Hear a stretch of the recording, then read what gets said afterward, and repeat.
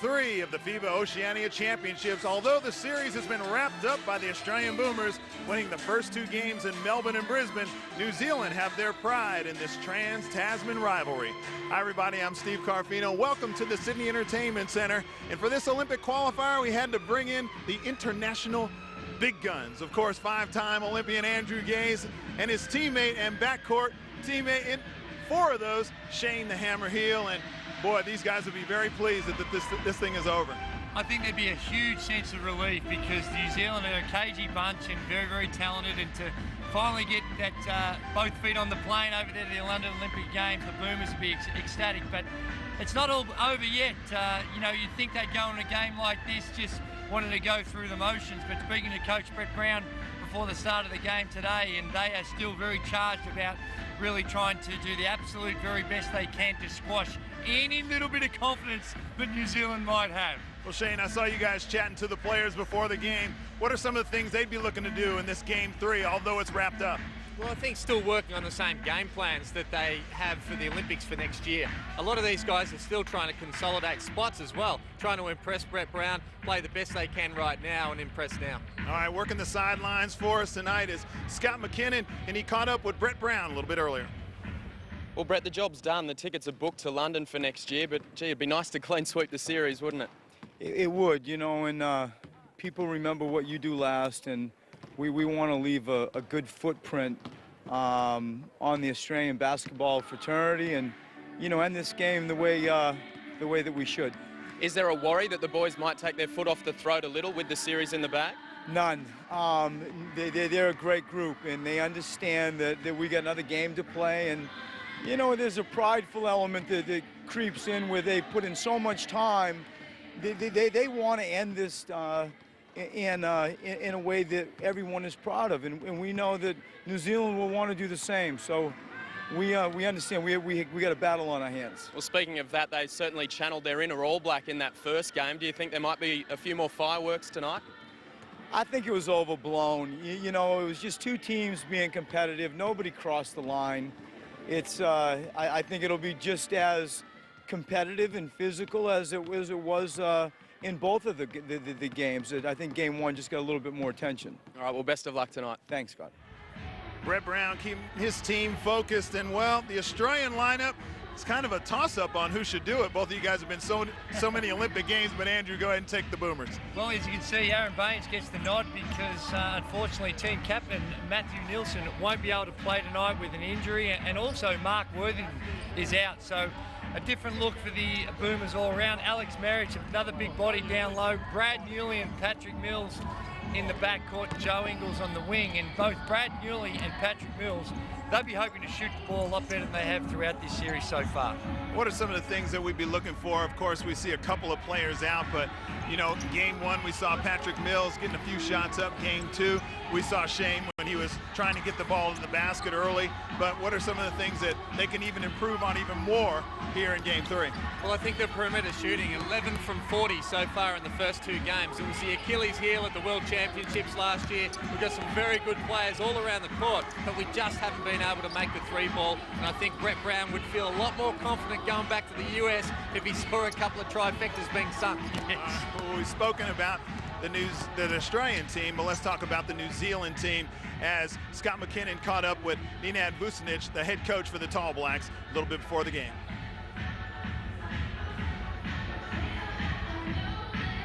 All right, well, we'll get to that a little bit later, but what are some of the adjustments that these guys need to make?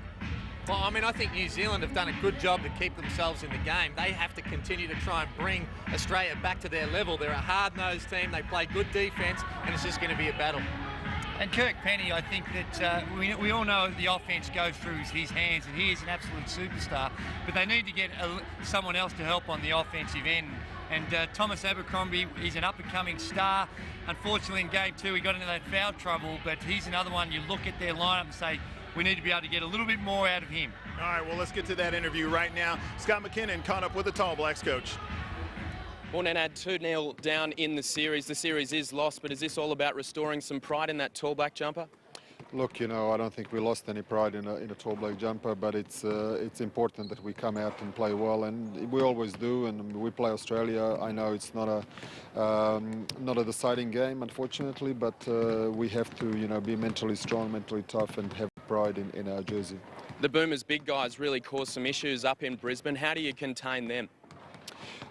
Transition is a key for us. Transition defense, you know, they are very dangerous when they get out in the open court, and to do that, you know, we have to play control offense, and we have to be making a big effort to run back. All right, well, best of luck tonight. Thanks very much.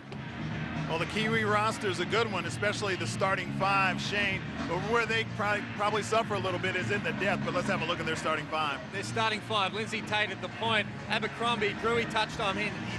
He needs to lift a little bit more as far as points production. Kirk Penny, just a dead-set superstar. Got himself to the line 15 times last time. Australia's going to have to keep him off the line and contain his three-point shot. Mika Vukona works as hard as ever, and Alex Pledger continues to improve inside. What are some of the things that New Zealand can do to keep the game at their tempo? Australia did a great job defensively at getting them and dictating the terms of games 1 and 2 when they busted it out. But what can they do better in game 3 to keep it at the style that they want so they can execute? Well, I think there's two things. They have to have great shot selection. If they take a poor shot from the wrong person, the Aussies will rebound, get it out in transition and penalise them. And the other thing is looking after the ball. Every time they come down the court, they want to use a full 24-second shot clock, reverse it, get it to the right people, and waste time. And Andrew, what about Kirk Penny? I mean, Australia did a great job at limiting his shots in game 2, but still, just like you used to do, somehow managed to get to the foul line 15 times. Well, that's right, and from Australia's point of view, it's probably of many self-inflicted wounds with some of the fouls that they were able to commit and put Kirk Penny to the line. He was 13 of 15, but only 2 of 10 overall. He was 0 for 5 from the three-point line, so by and large, they did a good job in the normal context of the game. It's just some of those fouls and the overplays that Australia were trying to do that cost them dearly. But Hammond's dead right about controlling the tempo. We saw most part of this series, there's been very little in it, but in that last quarter, a few turnovers, they get the ball out in the transition. That is the Boomers. They throw up a few alley-oops, everything goes their way, and with the home fans behind them, can really have a big impact on the Boomers. And what's this like, third game, and it's already been decided, but there's a lot of pride, of course, these two teams going at it, these two countries going at it. What has it been like in the past when you guys have wrapped up the series? Well, I think that it's always difficult when you're playing a game when the series is decided. The Boomers would go into this full of confidence, knowing they've got the series wrapped up. But I tell you what, this game probably means a little bit more to New Zealanders. One is that they don't want to be swept, and two is they got to now look ahead of how they're going to qualify for the Olympics and go through that Olympic qualification tournament next year. That's going to be a real battle for them. All right, well, we'll get to hear plenty of these guys' opinion, and sometimes they don't agree. To me, that's the best part. We'll be back right after the break for the first quarter.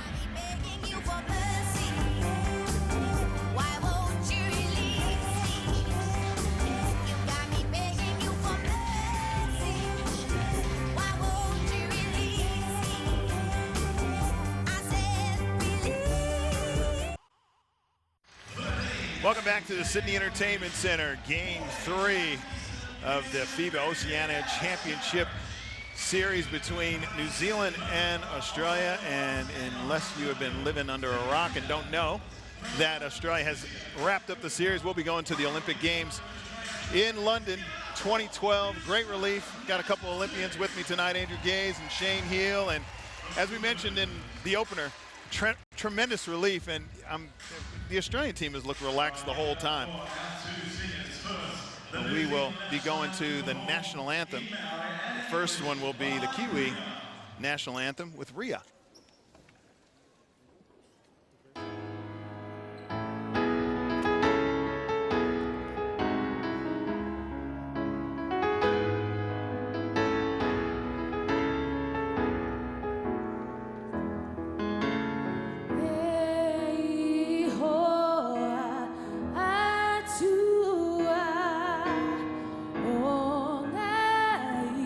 We might hold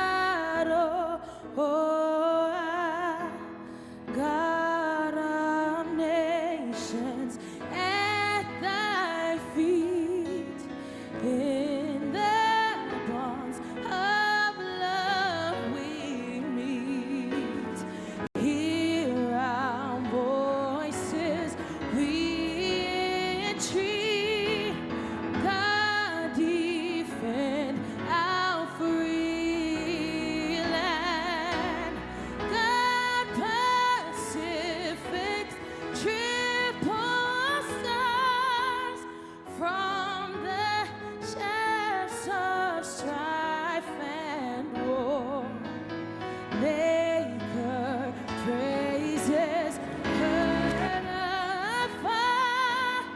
God defend New Zealand. Give it up for Beautifully done by Rhea. Now for the Australian national anthem, Cole Rintoul.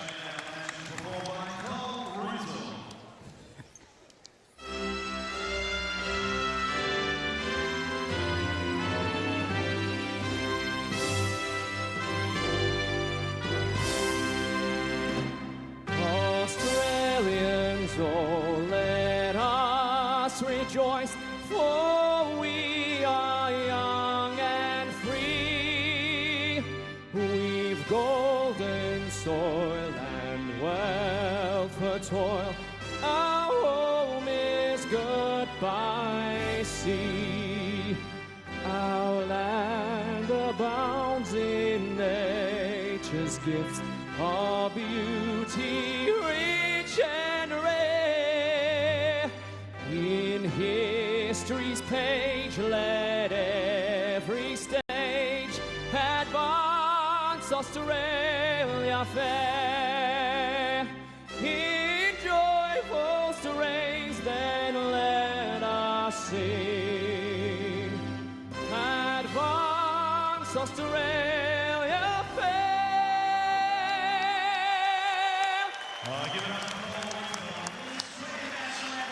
Well done. Once again, that was Cole Rintoul. And guys, I know that you've heard your Australian national anthem and represented your country and tremendous pride, but boy, that New Zealand national anthem is moving. It's an absolute beauty, and I've never known a New Zealand person ever, basketball player, whatever, that can't sing. Boy, they can sing, Steve. And another example of that by the lovely Rhea banging out the anthem. They certainly can. Mate, they can sing. There's something in the DNA over there in the waters. I don't know what it is. Yeah, well, I mean, if they ever saw Dancing with the Stars, then they'd probably thinking all Australian basketballers can dance. But I know, yeah, no, can dance. Oh, jeez.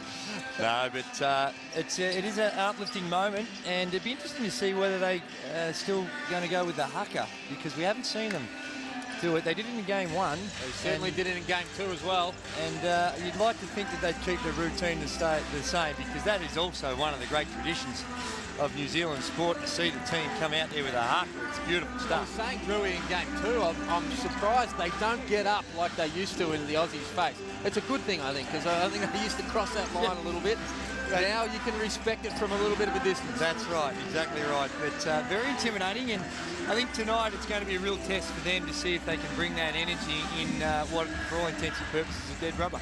I want to go back to the haka, and Please. Maybe it's a different type of personnel for Australia, because maybe they shouldn't have gotten right up on people like Shane, because that would fire him up even more. Yes. I used to like that. I used to like it. Vlahoff, the big fella, Luke Longley, who's part of the coaching staff now of the Boomers team, they used to embrace it. Here we go. I believe it's about to happen again. And I'll tell you what they do these days, Hammer, is the Australian team, arm in arms, they front it straight on at the centre line. We like that too. Right on it, because they are not budging from the front line.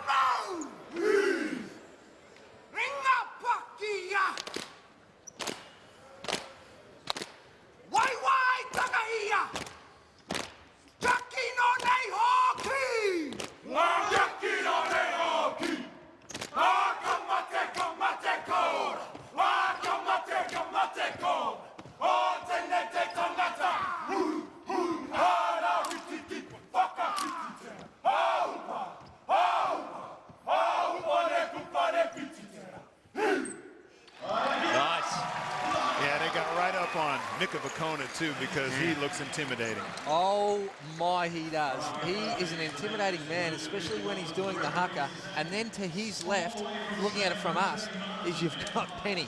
The only time he looks intimidating is if you've got to defend him one-on-one at the three-point line. He looks just as intimidating as he's running off those staggered screens. And I tell you what, the old Casey Frank, given his upbringing, I never thought when he was a 15-year-old he'd be in front of 5,000 people at Sydney Entertainment Centre banging out the haka. No doubt. Great to see New Zealand still look like they're very focused, playing for a lot. I want to see how Thomas Abercrombie comes out. And maybe we can talk about that throughout the game. Where you mentioned a little bit, Shane, in game 2 about he did a great job. He's long and athletic and did a great job in the domestic comp in the NBL here in Australia. But when you're playing at the international level, you got guys just as long and just as athletic and just as quick. And that's been intimidating for him, I think. I mean, as you say, he's an up-and-coming superstar and a very, very good player here. And I think heading for even bigger things in the future. But when you're playing against Joe Ingles and Brad Newley that are actually taller than him and have more athleticism, if that's possible. No. Well, let me tell you, I reckon Brad Newley has a quicker leap, more dynamic explosion than what he does. Perhaps. I think the thing too, though, although Nenad Vucinic does a fantastic job, he's a premier coach, not just in this series, but right throughout the world. But I'm not sure the New Zealand do a lot for Thomas Abercrombie in their offensive sets. I think that's smart. They're not doing much for him because I don't think he's going to get it done against the Aussies. Well, I think if you give him more opportunity, this young fella can shine. Well, he had, in 35 minutes, he had 7 points from 9 shots in game 1, Drewy. Yes, that's true, and I think a lot of those were forced shots because he's just trying to get himself involved. Just get him a little bit more involved earlier on, Steve. Well, I think, you know, it's not a problem that has never happened before. And I chatted to Glenn Saville when he first made the Australian team, and he had the similar problem. He had guys in the NBL, he could shoot over the top of a smaller mismatch, and he was too quick for the bigger guys, and he had a similar problem when he got to the international level. There's no doubt there's an adjustment that needs to be made for him, and great experience. And game 3 is underway.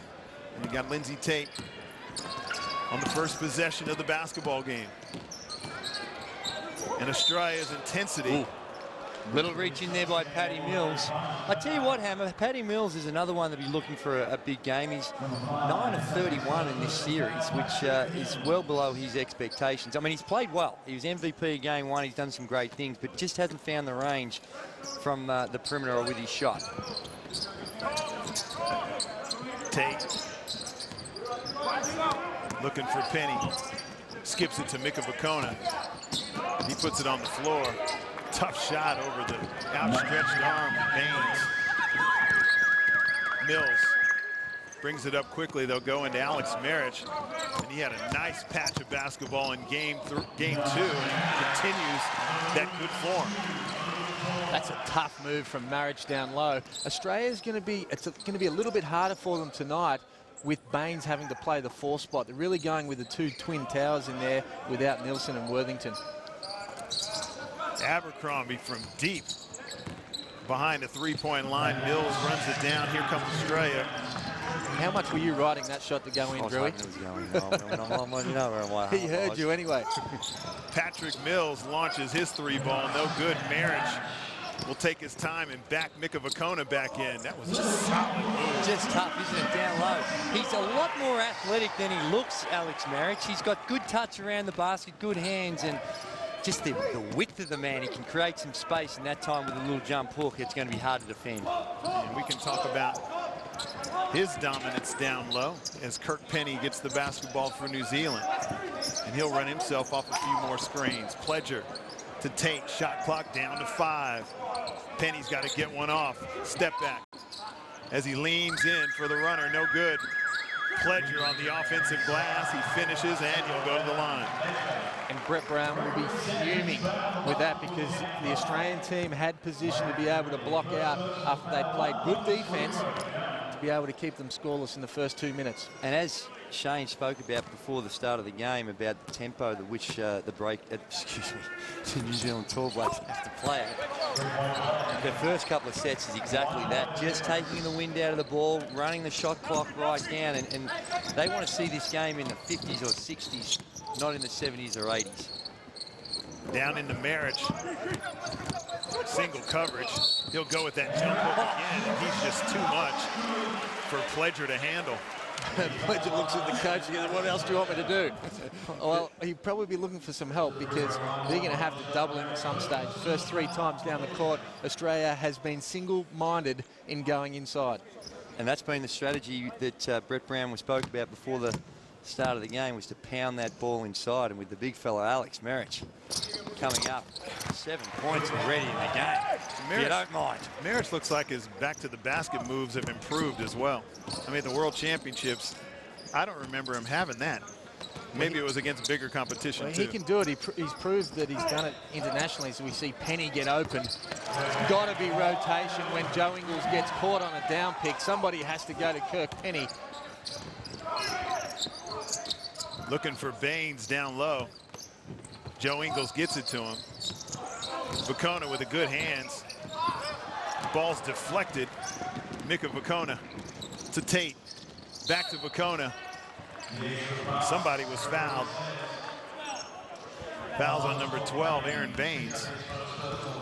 And New Zealand, down by 1, have an opportunity to take the lead. And they're the opportunities they've got to pick their times when they can run the floor, and that time with the little bit of a sloppy turnover there by Paddy Mills, just not taking care of the basketball. New Zealand get out in the break, and anytime you get a chance to pick up some cheap baskets, they need to do, and scoring is going to be of a premium. We spoke about it in game 2, Steve. It's choosing when you actually cut, when the ball goes inside. I felt like that time Aaron Baines was about to make a move and Paddy Mills cut right into his space that actually contributed to the turnover. Mills, little pick and pop with Aaron Baines off the backboard, no good. Mills runs down the offensive rebound. Boomers reload. Marriage gets it to Mills. He launches a long range with the offensive rebound. Boy, he's big. Tell you what Paddy Mills does have is textbook technique, beautiful shooting form, unlike unlike Big Pledger. Mika Vukona gets a cheap one with a little bit of a bump. I know it's early in the game and that's his first foul, but for a guy that needs to be on the floor and needs to play physical, that doesn't seem too bright to me. That's a good call, Steve, because that is a silly foul. And you're right, he needs to get his fouls, you know, flying in for offensive rebounds and having those hustle plays that he's so good at. And just right there, you see what he's like when he's playing tenacious D. Newley with an onside dribble just jets right past Abercrombie. Here come New Zealand. Mika Vukona leading the break. Pledger is fouled by Joe Ingles as he threw over the top. That's Joe's second foul too. In game 2, he had 2 fouls in the first 3 minutes and then sat for the rest of the half. Oh, that's his first. Vukona gets the inbound. Penny again with an open look. That one's long. Off the shot clock, automatic violation. They dodged a bullet there, didn't they? They certainly did. Whenever, any time Kirk Penny gets open from the three-point line, when he misses, you're in shock. That's how good he is. And Joe Ingles is going to see a lot of Kirk Penny. Kirk's signed up with a Spanish club team to go play over there, so they'll be playing against each other on a local scene fairly regular basis. Good opportunity for Kirk Penny too. I think he's a true international player, and you know, great to see him get another opportunity over there in Europe. Abercrombie inside the three-point line, but that gives New Zealand a three-point lead. Timeout on the floor. Brett Brown has seen enough. Brett Brown's face is maroon. I think he's that upset, a little upset with proceedings right now. Although it doesn't mean all that much to London, still, Australia, they trail it 7-10. Game 3, New Zealand v Australia.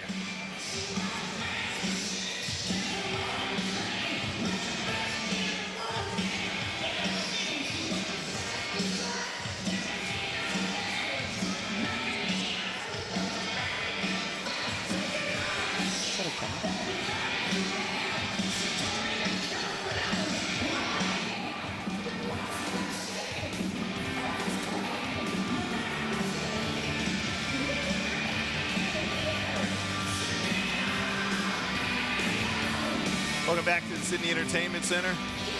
And the dancers representing Australia there, I believe those are the Sydney Kings dancers, So we're seeing them at the Sydney Entertainment Center as the NBL season kicks off again in about a month's time. They do a great job, and I tell you what, it's a fairly subdued audience we have here tonight. It's close to 4,500, 5,000 people, but just warming themselves up. Haven't had a lot to scream about here. The locals not on top of this contest, trailing at 7-10, and all those points coming via the services of Alex Marich. Down low, dominant force. Substitutions on board. Matty Dellavedova coming in, as does David Barlow, and AJ Ogilvie seeing his first action. And Dellavedova proved his worth in both games, really, but game 2 was a real standout at a crucial time in the game for the Boomers as they got that win. Newly offensive foul. Will be going the other direction. See, I thought there was an opportunity for Brad to turn the corner there. Right here, he could have had a long layup rather than jumping into him, and I think it was probably the correct call. That's just probably his confidence in that perimeter shot that he's got going. He's trying to get all the way to the rack, and as you mentioned, Hammer, just overcommitted a little bit there, but some sweeping changes early on. Just approaching the halfway mark of the first quarter. Already, Prescott 4 of his starters out of the game. Wayward pass from Penny to Lindsay Tate. It would appear, Hammer, in the rotations we've seen this series that Matty Dellavedova has probably gone up the pecking order just ahead of Adam Gibson. Is that something you see that Without doubt. looking forward to the future? Oh, I think so. I think Dellavedova's been part of the squad for the last 3 years. Missed out of the World Championships, didn't have a great camp before the World Championships, but he's a player of the future and such a good defender. Great pass. On cue. He's got a great instinct for the game, reads the game very well. And he scores, or he makes the pass, gets all the way into the paint, and then he gets back and makes that play on the D. And they're the little things that he does, not just every possession in the game, but every possession at training. I don't think I've played with somebody or been part of a team where somebody goes as hard every single possession as that kid does. And you know what, when you look at his innate abilities, that's what he has to do. He's not lightning quick. He's got a great instinct for the game and he's smart, but you need to compensate for some of those physical deficiency he might have, and he does it in spades with his work ethic. I think he's probably got the ability to be one of the better three-point shooters on the Boomers team. If he can really step that up, find some space and knock down that shot consistently, he'll play even more minutes.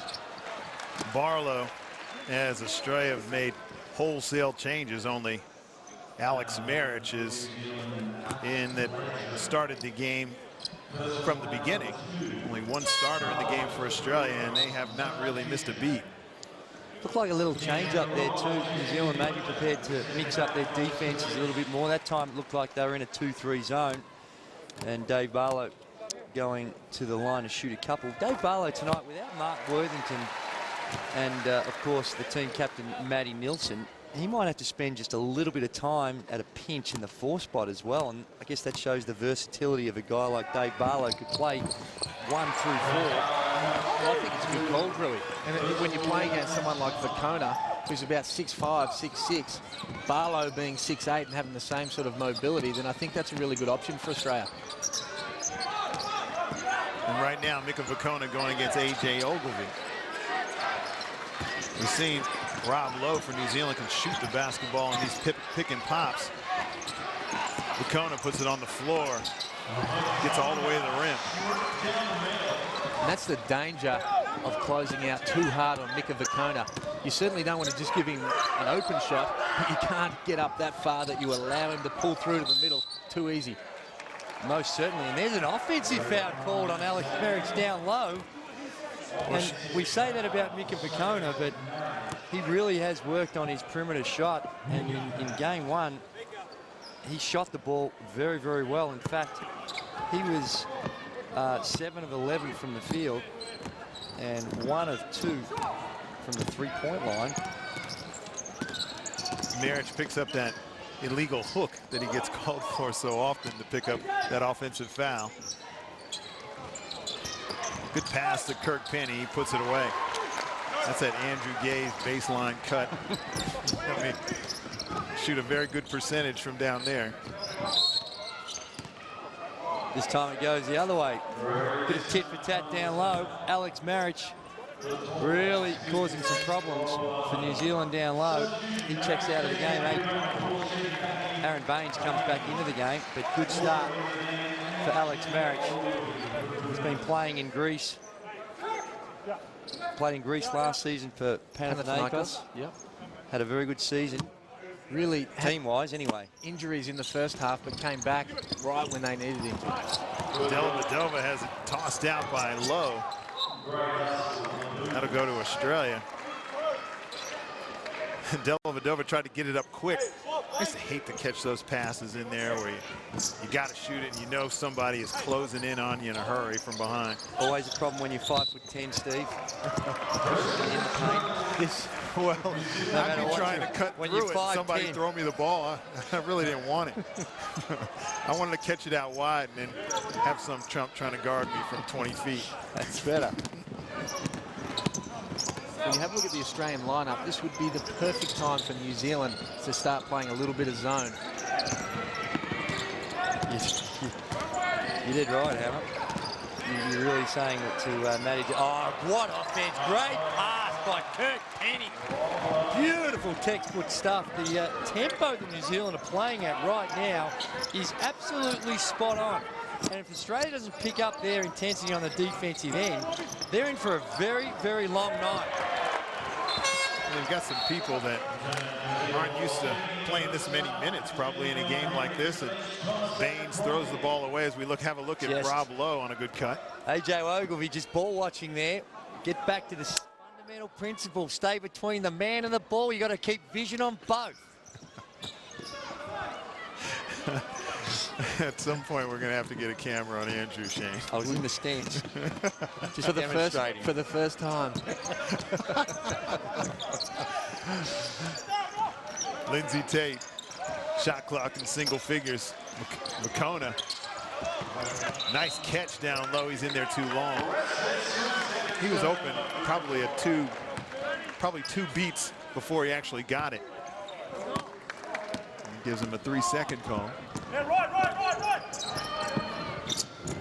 Australia trying to put some points on the board with this makeshift lineup. When I say makeshift, it's still extremely talented, but probably guys that haven't played a whole lot together. Good pass in down low with the Laker cut. You see the Lakers in the triangle offense. Whenever they throw it inside down low, they have the guy who passed the ball, the forward, making that cut. This time it was good hands. That is an extremely hard cut to defend. It is, particularly if you've got a postman that can distribute the ball. Guys like Luke Longley, of course, and Matt Nielsen on this team. Pau He makes Gasol. a living out of it. It's a good opportunity for Dave Barlow to really find a little bit of form and a bit of flow. He hasn't had a lot of opportunities now to really show Australia how much he's improved with his time overseas. He's much loved by the coaching staff. It's just trying to find a role for him and what his best position is. Lowe gets hit in the head. Leon Henry, who hit a 3 at the end of game 2. And Mika Vakona, who is just probably you talk about a workhorse like Matt Dellavedova. This is New Zealand's answer to that. His first year in the league, he didn't have the skills that he has now, but I'm pretty sure he led the league in rebounds per minute. He gets after everything. And he's got natural athletic ability, but also has just that instinct for the game. Going in, just seems to know where the ball's going to go in the right place at the right time. We've got a lot of fellas out there, and a number of players over the years who just have the ability to be not where the ball is. Vakona got a good nose for it. Shooting the ball well. Keep an eye on the scoreboard. New Zealand on top, 18-13. Australia had trouble putting the ball in the basket. Baines. They had walked. Baines definitely did. Got him that time. So I think at stages, Australia also need to throw Paddy Mills to the 2 spot. let Adam Gibson bring the ball up, let him run off some down picks and try and get into the flow of things rather than having to come up. At the moment, they're so single-minded about throwing it inside, it's hard for the perimeter guys to get involved. Tate keeps his dribble alive, gets it out to Lowe. Bacona fakes the handoff, gets it to Lindsay Tate. Just inside the three-point line, New Zealand stretched the lead out to 8. They've nailed it. They've nailed the tempo. They've nailed what they have to do in order to give themselves a very good chance. We've seen right throughout the series as Paddy Mills gets himself going with a nice little pick and roll. But right now, it's exactly where New Zealand, they're in their comfort zone. They're in their sweet spot, Hammer. They certainly are, Drewy. And the ball's bouncing their way, too. That was deflected right to Lowe. Tate from the exact same spot. He just hit a jump shot. Splashes that one down, 22-15. That three looked more natural than I remember him shooting. Barlow from the corner, and he gives that three right back. Game starting to look alive, and now a little miscue on the baseline out of bounds. But Bacona might want to run the baseline, get a better angle. I don't know how many times I've told my juniors that. You can run the baseline. That's right. It's the only time taken out of bounds after score you're allowed to move your feet and run around. But you're dead right, Steve, as Casey Frank checks in. Comes in for some very good quality minutes by Mika Bacona. You want me to wave him over, Steve, so you can let him know? No, I'm going to tell him maybe one of you guys. So. Patty Mills outside the three-point line. That is what the Australian fans came to see. That is what the Australian fans and Brett Brown needs. Is Patty Mills getting it done from the perimeter. Good again, good tempo, good cut there by Casey Frank. That's the type of execution that has seen New Zealand successful at the international level. I'm sure they've had a lot of teams shaking their head. Mills comes off the on-ball, pulls up for that jump shot. That never looked like missing either. He's got it in the flow. That's it after 1 quarter of play. A couple big baskets by Patrick Mills, and that's gotten Australia right back into it after 1 quarter. Boomers down by 1, 24-23.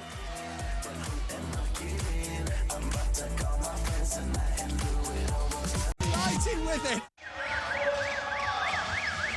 A late run by the Australian Boomers have gotten them right back into this game. The Tall Blacks jumped out to an early lead, but have a 1-point lead now after 1 quarter of play.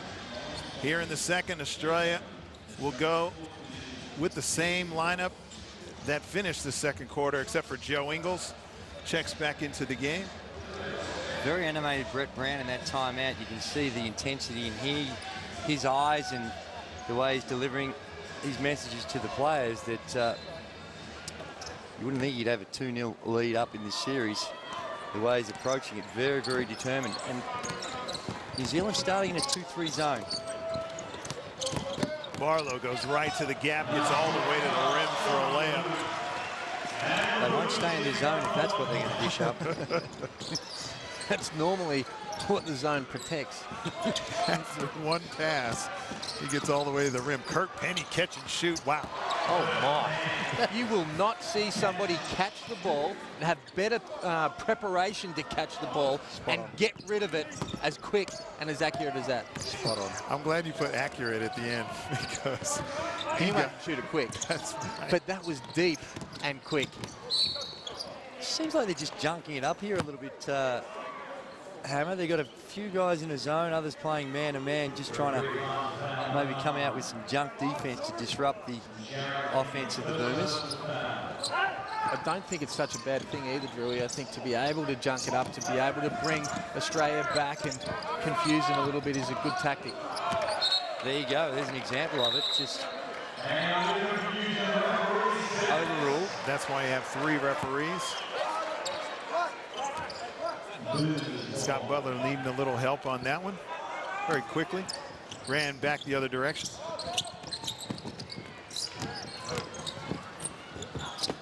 Barlow with the runner going the opposite way this time. His little right-handed runner off the mark. Penny.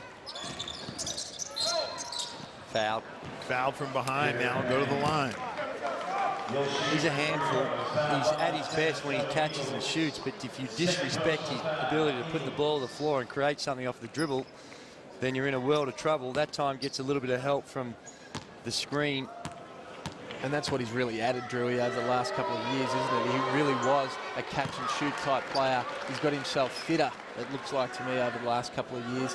More mobile, his ability to be able to use the dribble, to be able to split picks and get to the basket, finish, get to the free throw line.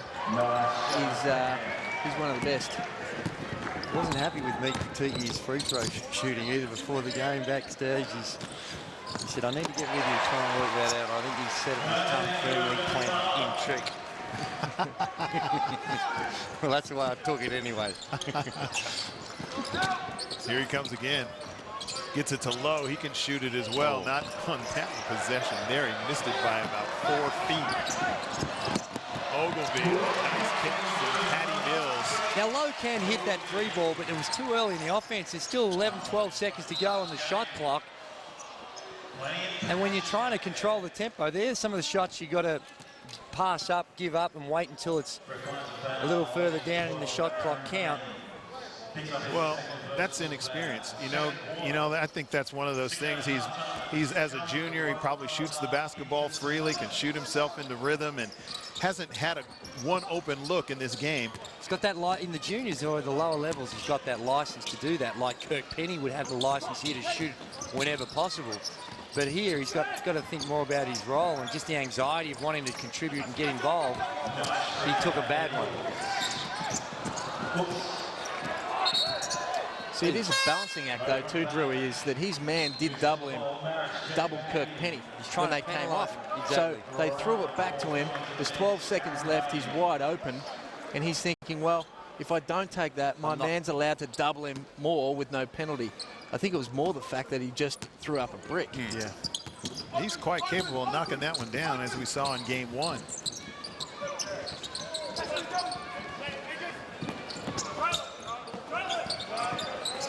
Frank.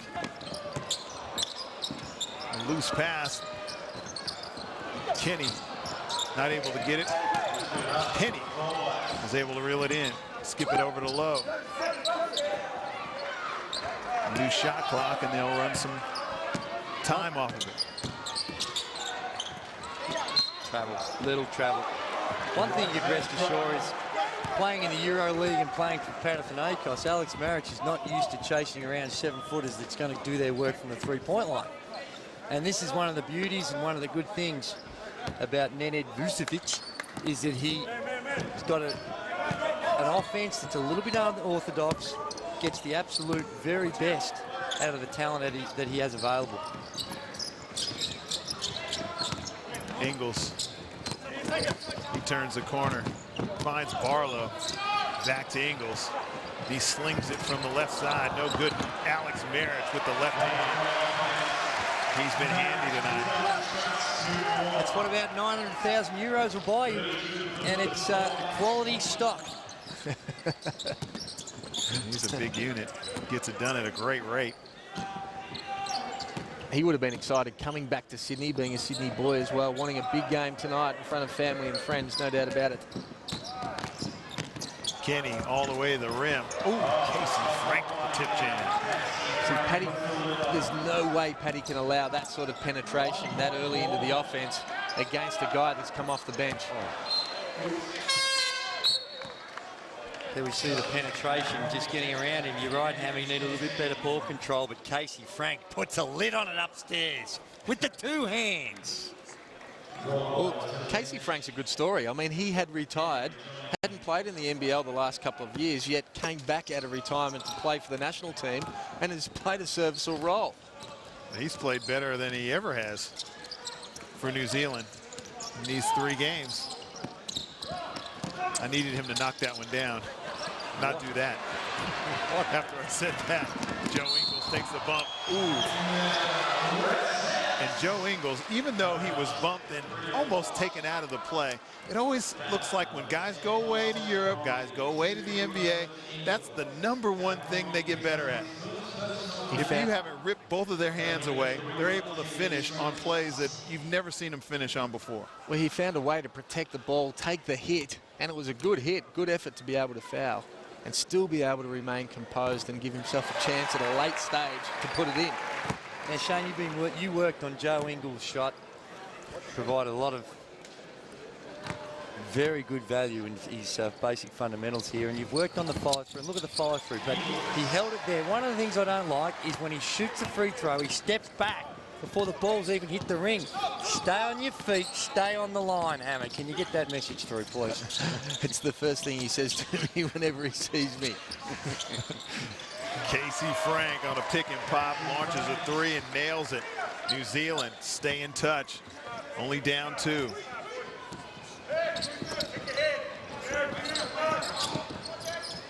Barlow's been a factor here in game 3. Marich looking for cutters. Penny gets a piece. Ogilvy moving left. Moves left and uses that left hand very well, even though he shot that one up with the right. Kirk Penny with a good look. That's long. That looked good the whole time. Tries to find DJ Anthony. Ball's deflected out of bounds. New Zealand will take it out on the baseline. Hammer, you were the assistant coach of this Boomers team a long time. Now you see Kirk Penny go to the basket, but really would like to get your thoughts on what changes you think will be made between the roster we see now and London Olympics next year.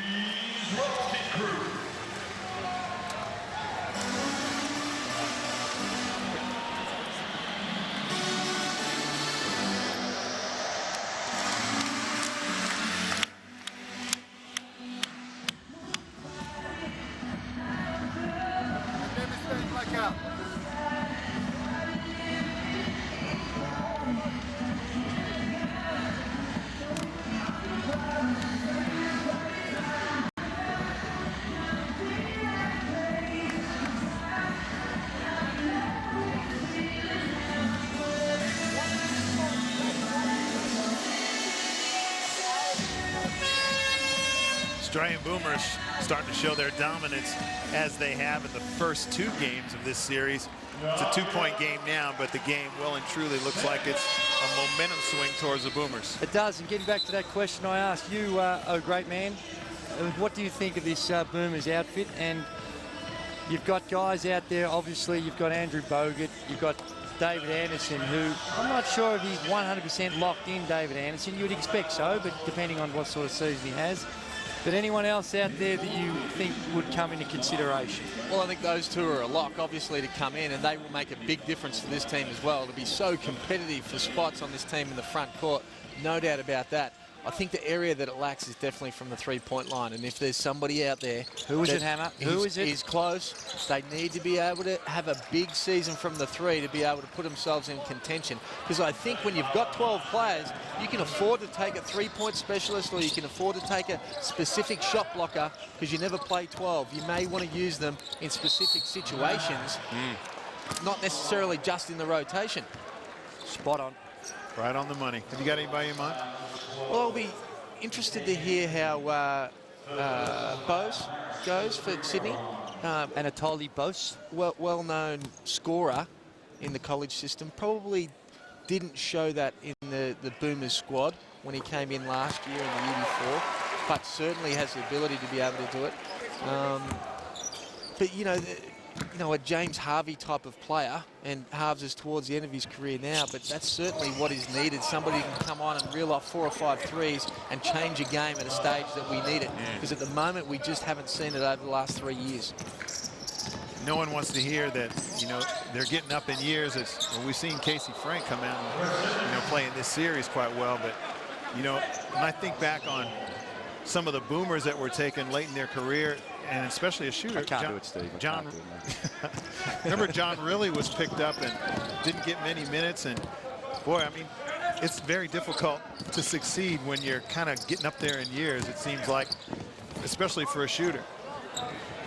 It is, but, you know, at the same time, there's just such an opportunity for guards out there, and it's amazing to be speaking like this, that we lack from the 3-point line. It's always been a strength of our country for so long. that we've been able to shoot the ball.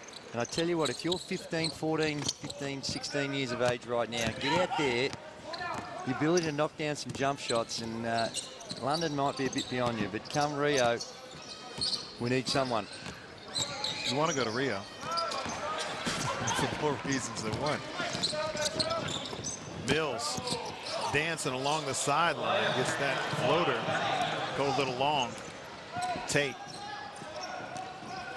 Let's see if they can get that tempo back. That was successful for him in the first quarter. Ooh, there's the backdoor cut. That had two guys go backdoor. See, I love the fact that New Zealand don't even think about taking Kirk Penny out of the game. 40 minutes, not a problem, and he will get as many opportunities as they possibly can. They played very well around him, so we see David Barlow straight down the middle. Well, any thought about taking Kirk Penny out of the game would have gone out in the first quarter. In game one, scores were tied, and they got stuck on 16 points for about 4 minutes while he was getting some rest on the bench, and they look just a totally different team when he's not in the game. So, and that is why, right there is why he needs to be in the game. And make no mistake, splashes a shot from the perimeter. Damian Martin into the game. B.J. Anthony undersized, trying to guard Alex Marich. And remember when you were talking about Matthew Dellavedova going hard on every possession in training as well in the games. We mentioned this before. Damian Martin into the game. He's got to be pretty close. He certainly is. A fantastic competitor. Great teammate as well. Back to Kirk Penny. The greatest thing for juniors to watch with Kirk Penny is his ability to be able to move without the ball. Spot on. He got that last shot away because he did all the hard work as the ball was coming. He used the screen, he set Gibson up perfectly, and his footwork was awesome to be able to get it off in a split second. Marich just down too low. Great footwork down low. Marich is just a master on the baseline tonight. The Abercrombie's got Joe Ingles on him now. Good screen by Vacona. His little pick and pops off the mark. Ingles reels it in.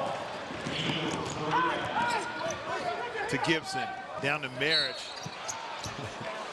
Mike Fitchett was in a world of hurt. He just needed to duck. He was right about elbow height. We have seen in both games, Alex Marich isn't afraid to pop somebody with him. He was well and truly prepared. He had the mouth guard and then the hand up. He was like, quick, call this foul on me so I can get out of the paint. Alex Marich now perfect 6 of 6 from the field. He's got 14 points. He and David Barlow. And David Barlow, boy, now he's been given an opportunity due to the injuries. He's stepped up in a huge way. 4 or 5 from the field, 2 or 2 from the three-point line. And he also has 14 points. So Barlow and Marich will be carrying the load for the Boomers in this game 3. There's only 5 Boomers that have scored. Well, as they start to take over this game, that to be all that they've needed. 42-37. Lindsay Tate with a nice little baseline move versus land. Stray get it out quickly. Oh, they've caught it on Marich down low, outsized. Sorry, Drew, he never seems surprised when he gets an offensive foul. He doesn't carry on, he just gets on with it. And that time he had a size advantage down low. You see it, just those wings, the elbows out a little too high, and caught Vacona.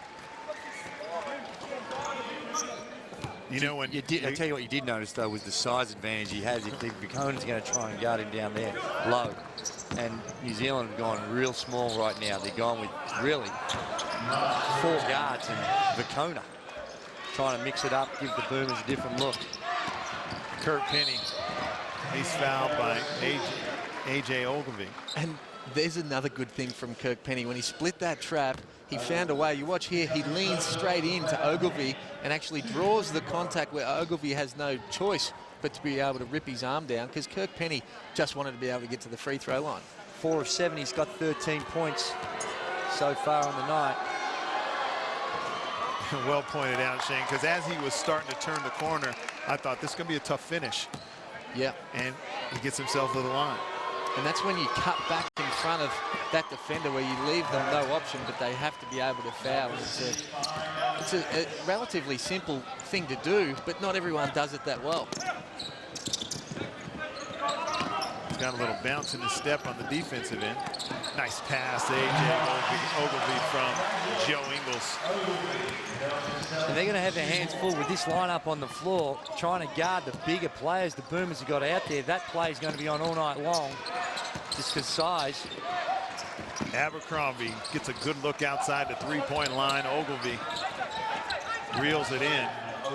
Australia with that size advantage. Anytime the ball bounces off the rim, you got to think that they're going to get it. With such a small lineup that the New Zealand Tall Blacks have on the court right now, that'd be more for offense, though, you would think.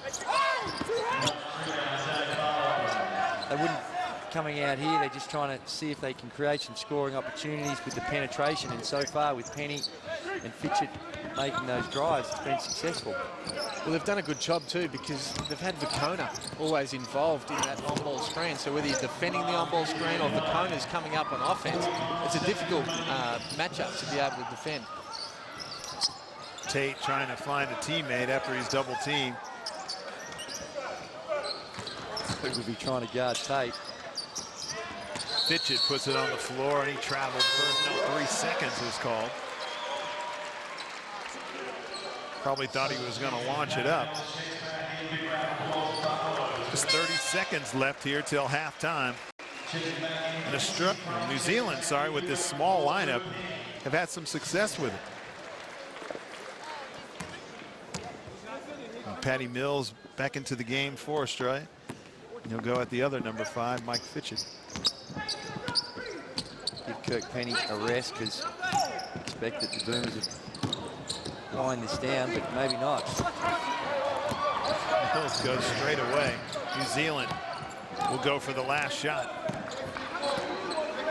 Wouldn't want him to pick up a cheap foul with 30 seconds to go. Kirk Penny. Tate finds Frank. He has been thrown out by A.J. Ogilvy. Smart play too by Patty Mills. He was going to go throw up the Hail Mary and just draws the foul. Have a look at this. He's thinking about throwing it up, thinking he's going to get a 3, but they've called it on the floor. They're in the bonus, so Patty Mills is only going to shoot 2. But what is Lindsay Tate thinking? Yeah, it's a silly. There's 2 seconds left, and he put his hands in. He's not. No, he's not thinking. No. On that occasion, he wasn't. But Lindsay Tate's had a very good game. He's 3 of 3 from the field. He's got the 7 points, couple of boards. Especially when you only get 5 fouls, too. I mean, he plays almost the whole night. You know, you can go in at halftime down 3, yet you make a foul like that with the opportunity, Paddy, to accumulate another couple of points, get his confidence up, and go in. Oh, only down 4, nearly 6. Well, a missed opportunity there by Patrick Mills to get one more, but Australia go into the halftime break up by 4. Boomers 45, Tall Blacks 41. And New Zealand have had those opportunities, and they've done a great job of staying in it. Scotty McKinnon has the big man, Pero Cameron. Yeah, Pero, look, a great start by you guys, but the intensity seemed to drop off a bit. Is there a reason for that? Yeah, we felt we should have been up 10. We let them back in the game. We were up 8 or 9 there, and they came back with a few open shots and pushed the ball. That's the way it goes, you know. And then we had a poor finish at the end. We fouled a guy with 1 second to go, and we didn't finish on a 3-point play on the other end. Is it their bigs that are causing you most of the trouble? Yes and no. You know, with the bigs inside, they get good position inside and they get easy shots. Big Marich and Ogilvy's playing well as well. But Kirk Penny, he seems to be getting a bit more freedom in tonight's game. Is it up to him to try and get you guys back into the game? Yeah, we're playing a little bit of small ball out there, you know, one big. And we got putting our shooters to the side, so he's getting to the rack a lot. If he doesn't get 2, he's getting to the foul line. All right, well, best of luck in the second half. Well, there you have it. It is the Boomers leading the way here by 4 points at the Sydney Entertainment Centre. We'll be back with more B-ball after the break.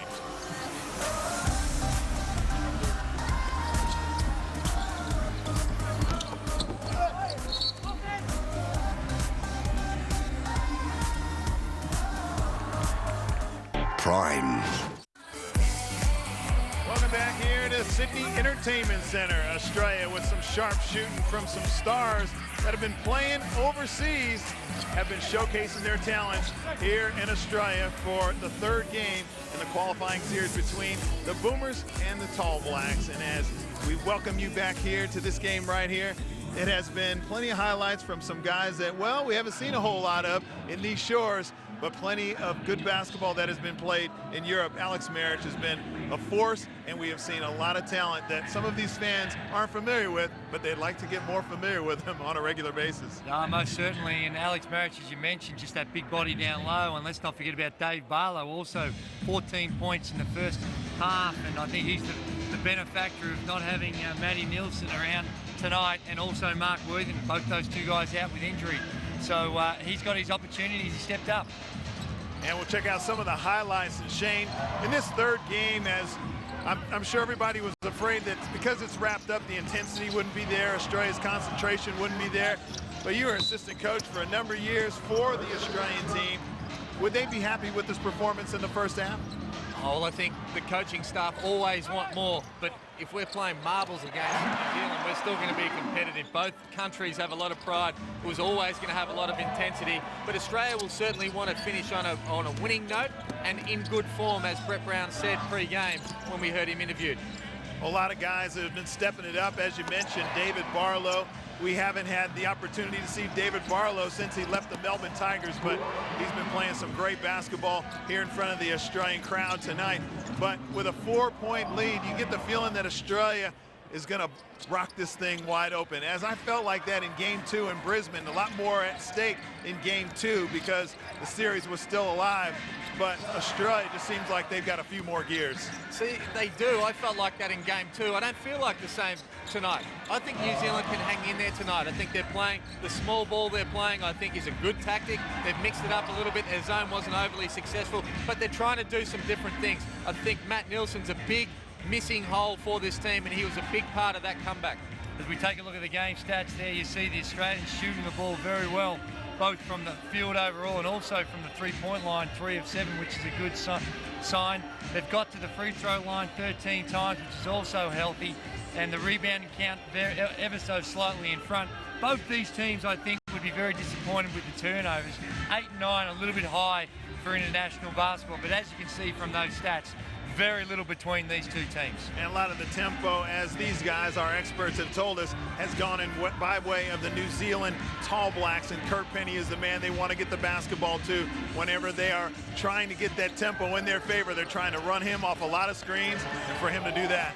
It's amazing just the way in which he can move around the floor. He's towing guys around a lot of the time. Here you see Gibson there, and when you're that tight up and in him, he's still got the ability to pass it or put the ball on the floor. But that right there is bread and butter. Just catch it, stop, and go up into that shot so quickly and have great hands. Just a superstar, which we've seen in the NBL for many, many years, and now doing some great things with the New Zealand Tall Blacks. All right, before we move on to our next profile player, I got to ask both of you guys, the shooters, have you seen anybody prepare their feet before they catch the ball as well as Kurt Penny does? On a couple of those highlights, he got it off so quickly, but his feet were rock solid. And that's what we said during the call. For the young kids out there watching, have a look how he moves without the ball. His preparation's awesome, and he does it over and over again at training and gets it done here. And let's make no mistake about it, he was the second leading scorer at the World Championships, 24 points a game, so he knows where the hoop is. Well, definitely a tough cover. Also a tough cover tonight throughout the series been Alex Marich for the Australian Boomers, and tonight no exception. From the tip, he has been a monster, especially when they try and guard him single coverage. He has been too hot to handle. And it's by design. You know, the Boomers, before the start of the game, we spoke to Brett Brown, and he made no secret of the fact that they were going to go inside, and Alex Marich has delivered tonight. You see the moves he has down low, a little bit unorthodox, a little sort of semi-half hook, but just with that size, he's able to create space and delve it over, driving the lane, can find the open man. So Alex Marich, he's a beast down low and tough to stop. Yeah, no doubt about that. One of the things that Shane Heal did very well in Game 2 was his prediction. At halftime, gave us the number, almost all the way to the tee. It was 1 point off, so now I'm going to ask you guys for your halftime predictions. What's going to be the outcome? Andrew, we'll let you go first, as we've let you do all night. Well, I think that Shane's right. I don't see that the Boomers are going to blow them away. I think they'll win, but I think Australia by around about 9 points would be about the number. Oh, I think it could go either way. I could see New Zealand actually winning this game, but I'm going to go for Australia by 2. I'm going to go for Australia by 15, but you know what? If I'm wrong, that's what I've got these guys here for. They've got the expertise at the international level. We'll be back in the third quarter right after this short break. We're dancing like we're dumb. Our bodies go numb. We'll be forever young. Young. You know we're superstars. We are who we are. Live on Sky Sport. Welcome back to the Sydney Entertainment Center. Australia have locked up the Olympic Games in London 2012, but they have a fight on their hands once again with the New Zealand Tall Blacks. Scott McKinnon is running the sidelines, and he's got the captain for the Australian Boomers, Matty Nielsen. I do. We've got Matty Nielsen with me. I could do with a step ladder for this interview. Tall man, mate. You're not playing tonight. Sore back. What's the issue? Yeah, I've just had it for a little while, but it's one of those things. We're getting a little bit older, but the boys are having a good crack, and I think we really want to finish this series strong, and we want to win it 3-0. So I think they've started off pretty well, but we want to improve a little bit. A flat start, though. You're happy with the response? Yeah, look, I think the last 5 minutes we probably upped the defense that we want to play, that we've played all series with, and I think we want to build on that because, it was a bit flat from the beginning, and I think the boys adjust a little bit, and we want to keep it going. Happy with the big boys' performance? Alex Marriage has been huge. Yeah, definitely. I mean, Al is a Sydney boy. He's definitely come to play today, and it's been good. But he's been solid for us all the European trips and here against New Zealand as well. Are you confident the guys can close it out? I mean, the Tall Blacks, I was going to say All Blacks, the Tall Blacks, they don't want to lose. They don't want to go clean swept in this series. No, I'm sure they don't. But I know for us, I told the boys before, this is about still Australia versus New Zealand, and this goes on. This is a continuation through the next series, and you never want to give them an easy one, and it won't be happening today either. All right, enjoy the second half, and best of luck with your bat. Appreciate it, thanks. Scott McKinnon with Matthew Nielsen, and guys, talk to me about how much better these guys are. And you guys here in Australia haven't really seen the services of guys like Matty Nielsen since he won a championship with the Sydney Kings, and Alex Marriage and Brad Newley and Joe Ingles. How good are these guys now? Well, I mean, they look good. I mean, I can talk clearly about Matty Nielsen because I played with him, but seen him a lot overseas as well. And his experience now playing with big clubs in Lithuania and Spain and Greece, now going to Russia, he's just taken it to a whole nother level. He's a very, very respected player internationally, and a lot of Australians don't hear about him anymore because he's doing such good work overseas, but they talk about him in such high regard. And you can say the same about all these fellas. You think of Joe Ingles just a couple of years ago when he winning a championship with the Dragons and the great work he was doing there, and now he's gone on to play for perhaps one of the top 3 clubs in the world. And that's saying something for a man of the opportunity he's got. It's just a testament to how he's been able to develop. So real good things. And Alex Marriage winning a EuroLeague championship with Panathinaikos. They're playing at the absolute cream, the top of the tree as far as international basketball goes. Kona has it thrown out of bounds, and Alex Marriage was selected on the EuroLeague All-Star 5, which means he's one of the best big men in Europe, and that has got to equate in a lot of money. About 900,000 euros, Steve. Oh yeah, a lazy 900,000. Penny. All the pivots in the world not going to get by that length. Pledger shot a quick one, like a little man would in the paint. He must have thought Shaq was out there or something. It was Paddy. He got mixed up. They look alike. He shot that quick. Oh, it was like a little man catching the ball in the paint when you're uncomfortable with it. He just shot that thing so quickly. Look at another. Look at it. It's like, whip. Hey, we need nothing but net, so he picks up the 2. I tell you, one of the other things we should make mention of is Brad Newley is the captain of the team here tonight in the absence of Matthew Nielsen, and a great honour for Brad Newley, South Australian. played for the Townsville Crocodiles, and have a look at the pass on Newley. If you don't mind. Waiting for a good time to be able to pull that, Drewy, as you were wrapping him up. Pledger with a big screen on Joe Ingles. Tries to clean it up off the glass, can't do it. Alex Marich is fouled by Mika Vukona, 92 feet from the hoop. He picks up another cheap one. A soft one there, but Vukona, they're trying to put pressure on the rebounder to stop the transition the pass there. So if he doesn't put that sort of pressure on the ball and they can just whip that ball out from a rebounding contest, it does get the Boomers running game going. Patrick Mills. Ingles turns the corner. Finds Aaron Baines. Point blank range. Spoon feeds another Australian Boomer for a bucket. And that's great offense by the Boomers, bringing Joe Ingles to his favoured left hand as well, driving baseline, a nice little scoop pass. You know those wraparound passes that they make around the bodies, they're a lot easier when you have long arms. As long as he is, that's for sure. We've only played just a minute and a half of this third quarter, but if this is any indication, we might have to reevaluate our assessment of the margin that we might predict in this game. Poor start by New Zealand Tall Blacks to start this third quarter. Marich looking handy with either hand. That never looked like missing either. Mills sliding with Lindsay Tate. Abercrombie. Penny, he shows it and gets all the way to the rim. Misses a layup. Missed opportunity for Kirk Penny. Newley. Great ball movement by the Boomers. And they're the ones, when you think you got to play against the likes of Spain, France, those top teams, they're the shots you got to make. You're not going to get open all that often, and you got to knock them down. Pledger with a set shot. Good hustle by Abercrombie, and Kirk Penny traveled first. Yeah, I'm not sure he traveled that time.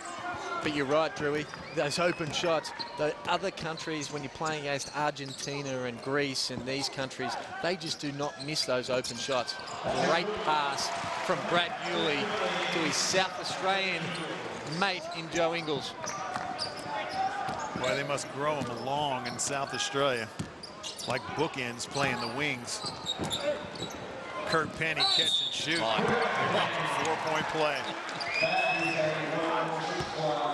That is pretty to watch. You just never get sick of that. I know we love to see the athleticism, players going up and putting their elbows up near the rim and the 360 dunks and all that type of stuff, but that is just beautiful.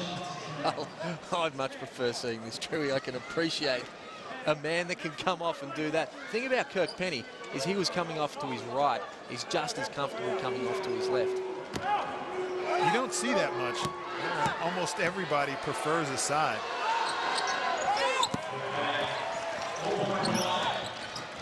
A much needed 4-point play, cuts the lead to 6. Starting to get a little bit out of hand. Change up defense now again.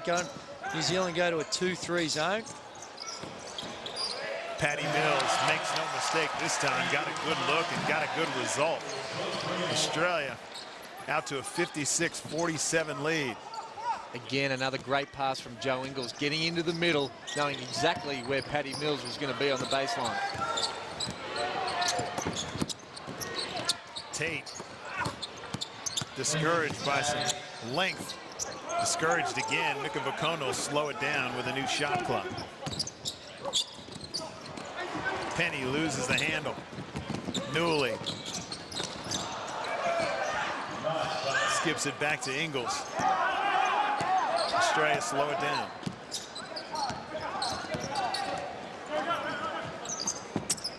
Baines. Shot clock down to 4. Joe Ingles catch and shoot. That's good. Gives a little point to his boy Hammer. Well, thank you, Joe, for holding your follow through. How do you like the follow through, coach? Thank you very much, Joe. Oh, you looked right at the commentary team of Shane Hill and Andrew Gaze. Held that follow through, splashed the 3. 59-47 here in the third.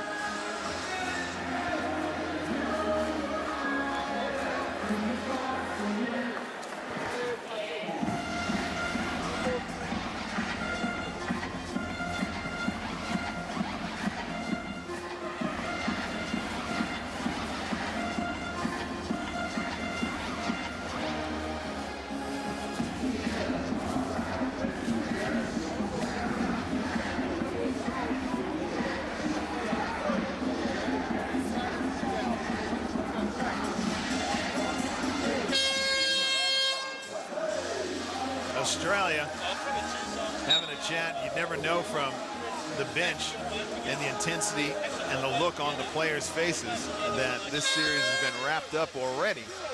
But it has. Australia going to the Olympics in London 2012. Took care of that business on Friday night in Brisbane after they won game 1 on Wednesday night in Melbourne.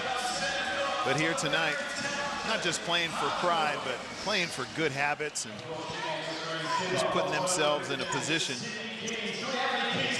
to do some winning when they get to the Olympic Games. Australia really cranked it up on the defensive end in this third quarter. Outside of the miraculous 4-point play by Kirk Penny, New Zealand really struggling to find good scoring options. Kona. Looks like he rolled his ankle off. Turnover goes to Patrick Mills. Good pass. How is the pass? No, look, Paddy Mills finding the streaking Alec Merrick. I told you, looks can be deceiving. He's very nimble getting up and down the floor, the big fella. Just got spoon-fed by Mills. A nice pass from Lindsay Tate to Mika Vakonu, who looks like he's hobbling a little bit on that ankle. Newley to Aaron Baines. Made a tough shot look easy with his left. The passing in this third quarter has been exceptional by the Boomers, and their ability to be able to get to the basket, create help from other defense, and then find the open man. Joe Ingles just erases the shot of Abercrombie. Mills turning the corner. That can. Woo! Patrick Mills, world class, going to the left. Yeah, he just shot that one just in case. He held it out.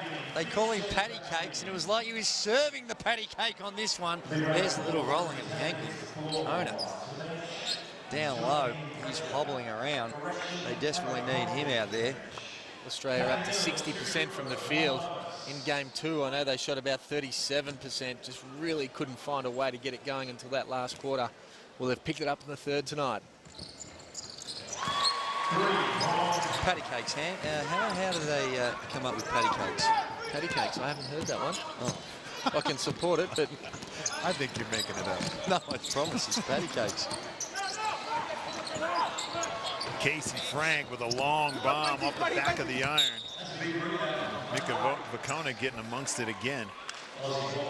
And Australia's defense, you know, they say good offense comes from your defense. And Australia, as you mentioned, in the third quarter, just really cranked it up defensively. Wow, Baines goes upstairs for an impressive catch and a nice finish, too.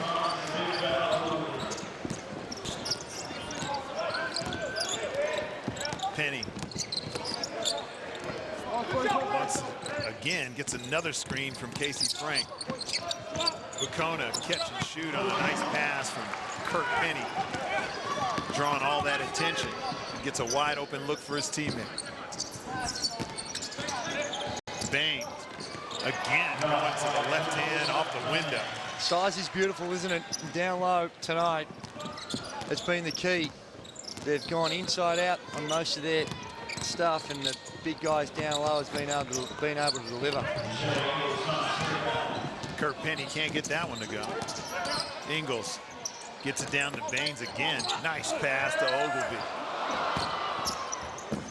Stephen, our pre-game report, there was no indication of Mark Dickel's status, but we haven't seen him tonight. I'm not sure what the issue is. Lindsay Tate splashes one. It might be one, you know, Mark Dickel getting on in years and thinking, well, he may not be part of this program going forward. That just gives some of the other guys, Lindsay Tate, fidget.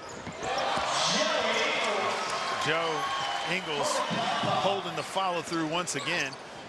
And Mike Fidget, another guard that's seen a lot more time. We saw some time in all 3 games. A lot more time in game 2 and game 3. Substitutions out on the floor. Matt Dellavedova comes in for Brad Newley. And A.J. Ogilvy comes in for Aaron Baines. I like the balance of this lineup. I like it when Dellavedova plays 2 with Paddy Mills, and they can mix up Paddy playing the point, playing this 2-guard, having another ball handler in there, and then that bigger 3-man with Dave Barlow. Deflection goes to Fitchett. He wanted to pass it. Good heads-up play by Paddy Mills. Just stunted at Fidget there, and this time the pass wasn't so good. But good play, just had Fidget pick the ball up probably a metre and a half too far out. We see it here, just you don't see the little head fake, but you see Paddy Mills going on to take it, just a step in the path of big Rob Lowe. And caused the tough shot. Fidget's got to make that play. He does. The little fella took off from just too far out. The difference is, though, Drew, you teach juniors the same thing. 2-on-1, you take that ball to the basket until somebody gets between you and the basket. Thank you. And that makes you make the pass. Well, he was doing it the opposite way around. Thank you, Coach Heel. You know, and as often as you'd like to throw that thing up to Leonard, I don't think anybody ever could accuse you of picking the ball up too quick and not being aggressive enough on a 2-on-1 break. No, that's the thing. If you're not taking it to go and score, you really can't create for a teammate, because then the defense has the ability to be able to toy with them exactly the same way Paddy did. Yeah, he sure did. And you know, and a smart player will know if someone is tentative and will just bluff at him and then come back, and that's exactly what happened.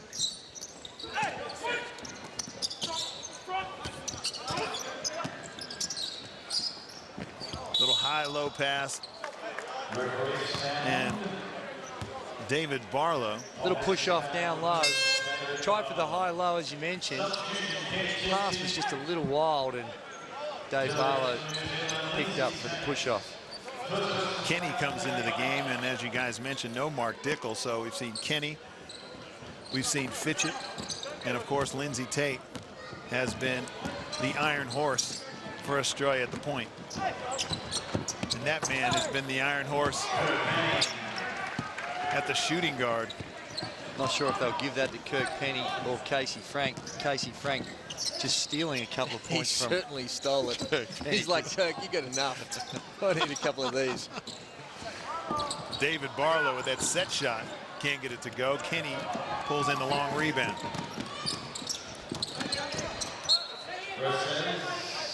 A loose pass from Kenny. Threw it in between two guys. I guess he figured whoever wanted it the most would get it. Timeout goes to the Australian Boomers. With a minute 26 to go in the third, Australian Boomers up 73 to 56.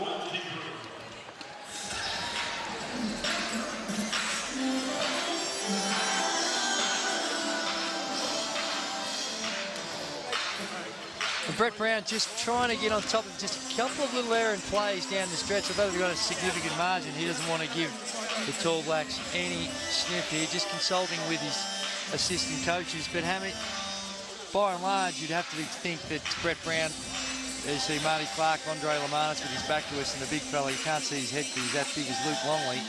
The coaching staff of the Boomers would be happy with the way this game's unfolded, particularly this third quarter where they've put the clamps on the Tall Blacks. Oh, I think Brett Brown will go home, go back to America, a very, very happy man. He came over here having to prepare a team to be able to go to Europe and play 3 games over there, all to be able to play this 3-game series. And I think he's been able to find a lot out about his team. He's been able to get a new offense in.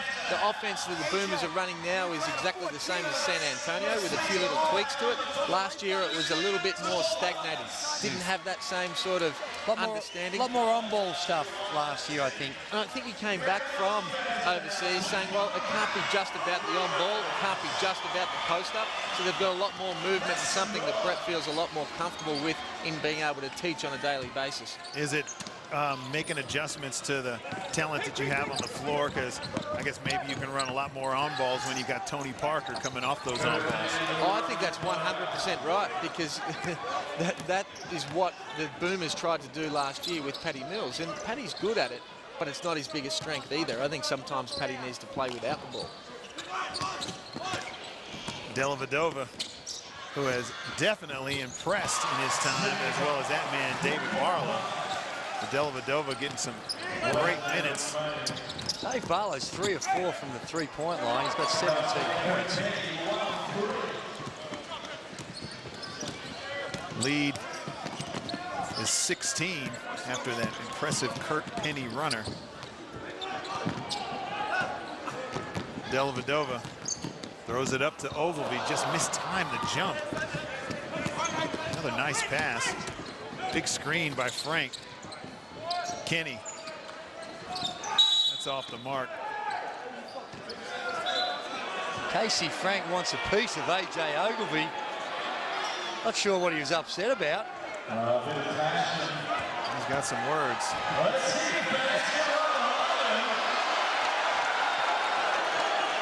We saw in game 1, a little bit of argy-bargy, push and shove. And Mark Worthington got well and truly under the skin of Casey Frank. He's not out there tonight. Not sure exactly what agitated him so much on that rebounding contest. Dylan Boucher on the sideline here, just going out to Casey just to pull his head in. Nothing in it. He If gave him anything, a little bit. It was really just that off arm that he pushed Casey off with. Casey was using him as a stepladder to get up. It's normally not like Casey either. I played with Casey for a year, and you'd never meet a more chilled sort of guy than Casey Frank. But in this series, he is well and truly bought into the New Zealand-Australian rivalry. Ogilvy misses the second one. He missed them both. Dellavedova up and in. You gotta like how Australia plays when Dellavedova is in there.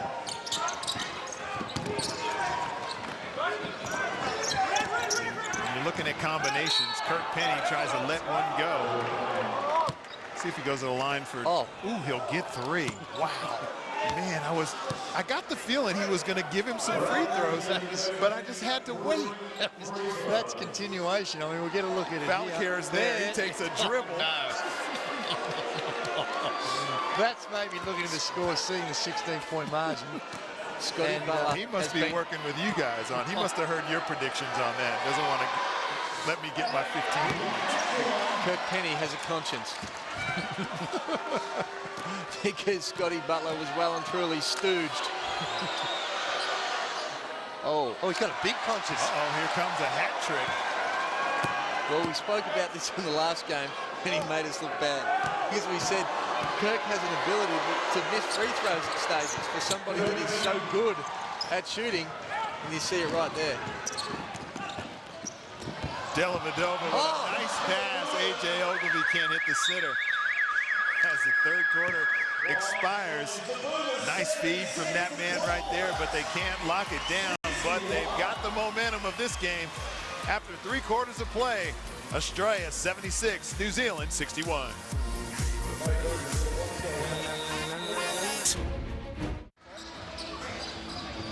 Welcome back, game 3 of the qualifying series between the Australian Boomers and New Zealand. And did I say that my prediction was supposed to be after the third quarter?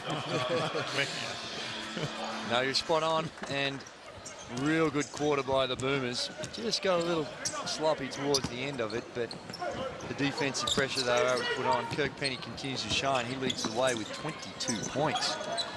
But overall, Tall Blacks only shooting it at 41%. Ingles, he's fouled as he delivered his pass to Brad Newley. Australia at a blistering 59% from the field, and a highly impressive 54%, 7 of 13 from the three-point line. So a lot of those scoring opportunities in that third quarter came in the transition and some great passing and ball distribution. The only blemish really on their game today has been their 12 turnovers. Well, certainly haven't sprayed them up either from the three-point line. I think they've made better decisions, the Boomers, of when to shoot the trifecta. In game 1, they took 25 threes so far tonight. As you said, Drew, he's 7 from 13. That's exceptional. Australia inbound the ball. And they get it to Joe Ingles. They get it down low to Newley. Baines. Nice looking stroke once he isn't dominating down low with those little moves with his left hand. Full credit to Brad Newley too. He's the captain today and hasn't forced things. He's only had the 2 field goal attempts, and he's had to work hard on the defensive end and really played his role well. Terrible pass by Joe Ingles. Kirk Penny makes the good move. And can't get the finish.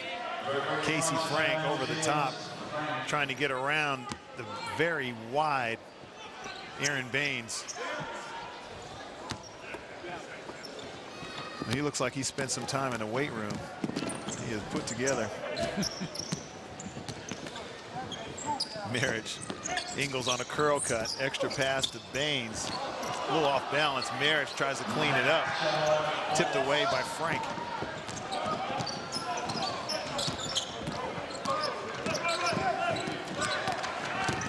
Penny.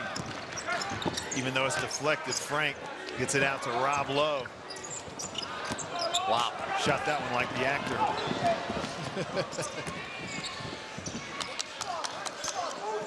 Marriage looking to feed from the high post. Dellavedova, a little hesitation. Gets it out to Baines, showing you his shooting touch. Well, he fancies himself as a shooter. I remember last year when we were away on tour, he shot one of those shots and Brett Brown stopped practice and he said, "Can you make that 8 out of 10? He goes, "Yep." And did. We stopped and watched him make 8 out of 10 shots. Dellavedova, as we mentioned before, when the guy picks his dribble up, he mirrors the ball and tries to deflect it every time. Every single time. When you normally when you do that, you put yourself out of position once the guy gives it up because you're trying to step into the passing lane. You can open yourself up for a give and go. He doesn't seem to give that up though. Aaron Baines, he'll be taking his skills to EU basket in Ollenburg. Here we go. Ran out of gas there on that one. Regulation. I think his knee might have given away. I think he was looking to express himself with a little bit more flair. But as can happen from time to time, your knee locks in a little bit. Kirk Penny with a good look. Well, he didn't like it the last time when Brad Newley just stripped him and dunked at the other end. He said, "Well, this is my comparison to the dunk." And it's worth more. Nice pass. Wow. Dellavedova. And a man who put the lid on it, Alex Marriage. I bet you never thought he had that in there, did you, Steve? Straight up off 2 feet, Alex Marriage catching it and tucking it in with 2 hands, mid-flight, if you don't mind. And what a pass from Dellavedova. He has been very impressive. There it is, good. And you just got to throw it up near the ring and pinpoint pass. Beautiful for Alex Marriage to go up. No run up, straight up 2 feet. And Dellavedova is not hurting his cause at all. Playing both positions. Mika Vacona with the mid-range shots, no good. Casey Frank over the top. Casey Frank is not playing like a guy that hasn't played for 2 years. I think he spent some time in the New Zealand League throughout the course of his career. He's played in Australia. He's well travelled. He went to the World Championships last year. Just not sure that he's been playing at the Australian NBL level. He's done a good job to be able to play a very good role here for New Zealand. Alex Marriage is up to 23 points. He's also got the 6 rebounds and a few ticks over 20 minutes played. And there it is. If you're looking for a blemish in Alex Marriage's game, this is it right here. Not particularly good free throw shooter. He's got that as he knocks it down with nothing but cotton. That kind of nothing but net. Weird knee bend where he bends his knees, straightens up, and then shoots. And then shoots it. It's almost like the downward and then upward is it doesn't really. It gets to the top, stops, and then shoots, and then just strokes it. Yeah. And then I think he looked at you, Andrew. Are you criticizing my form? Well, he is putting on a show for his family and friends here in Sydney. Penny off the backboard, no good. They kick it ahead. Upstairs to Marriage again with another nice Alex Marich. Big numbers. All right, let me go back to Abercrombie for you, Drewy.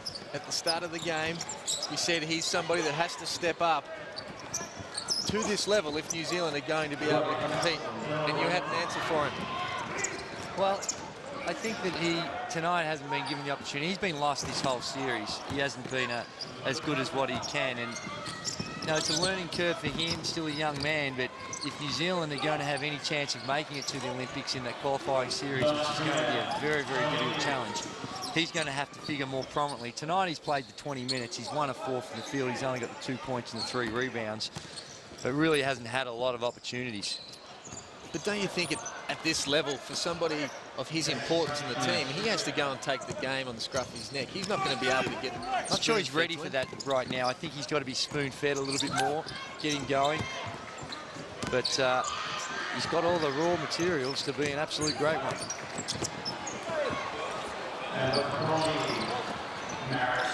Missed opportunity there, just looking frustrated with himself. And you know, when we talk about all these fine lines in the game, and you know, you get criticized for doing things you're not capable of, but he doesn't look aggressive enough. No, that's my point. I think he's got all the tools. I think he's a great young talent. I just think he has to find that confidence and believe in himself a little bit more. And get me out. He apologised to his coach. He knew that was a bad one. He just got caught trying to do a running Bob Cousy type floater.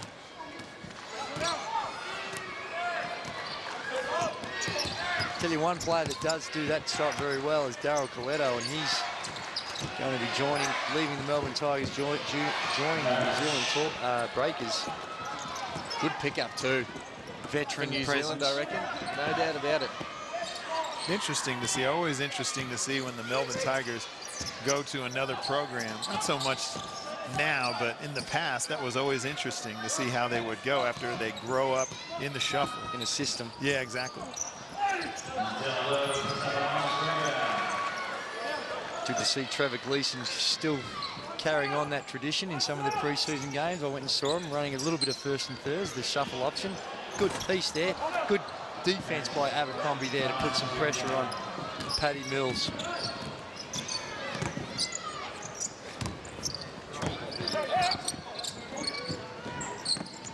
Penny. Baines with a good show. Kona. That rattles out. Casey Frank has a strip by Patrick Mills. Mills. Look for Aaron Baines. Getting a little sloppy now. Casey Frank says, get me out of here. I've had enough. Yeah, he did.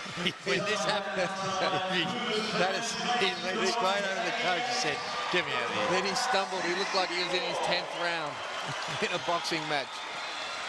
And Australia continue to beat up on the New Zealand Tall Blacks, 88-64.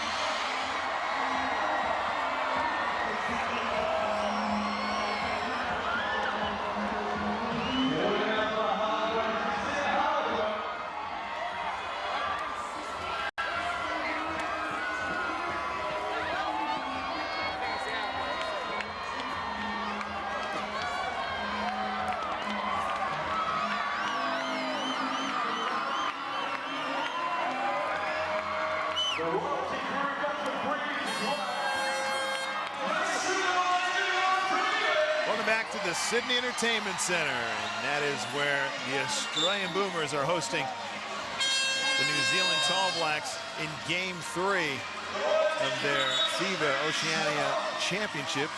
Winner going to the Olympics 2012 in London. Australia have sealed the deal already, and if they hadn't, they would have been doing it tonight.